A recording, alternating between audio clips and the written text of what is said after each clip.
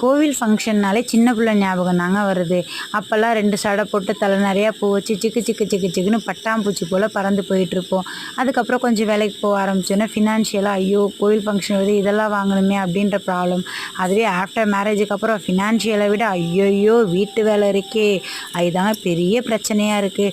வீடை க்ளீன் பண்ணி வீடை ஃபுல்லாக மாப் போட்டு இங்கே பாருங்கள் எங்கள் வீடை எவ்வளோ க்ளீனாக நான் வச்சுருக்கேன்னு சொல்லிட்டு கோவில் ஃபங்க்ஷன் வந்தாலே பயமாக இருக்குங்க. நல்லா இருக்கிறது எல்லாத்தையுமே எடுத்து போட்டு அதெல்லாம் தொடச்சி க்ளீன் பண்ணி வைக்கிறதுக்குள்ளே ஏன்டா அந்த ஃபங்க்ஷன் வருது அப்படின்ற மாதிரி ஆகுதுங்க. வீடு மட்டும் இல்லைங்க, ஆடு பார்க்கணும் மாடு பார்க்கணும் கோழி பார்க்கணும். அது மட்டும் இல்லாமல் வீட்டில் உள்ளவங்க எல்லாரையும் கிளப்பி கோயிலுக்கு போகிறதுலாம் அங்கே பூஜையே முடிஞ்சு போயிடுது.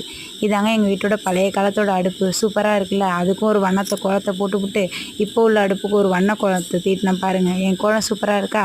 அதுக்கப்புறம் என்ன நம்ம வீட்டு பூஜை ரூம் தான், அதை ஃபுல்லாக க்ளீன் பண்ணி அதையும் தொடச்சி அதுக்கு பூவெல்லாம் வச்சு கோலம் போட்டுட்டு அதுக்கப்புறம் நான் வெளியே ஃபுல்லாக தொடச்சி முடிக்கிறதுக்குள்ளே போங்க இதுக்கு ஃபங்க்ஷன் போகாமே இருந்துடலாம் போல் தோணுது. சின்ன பிள்ளையாகவே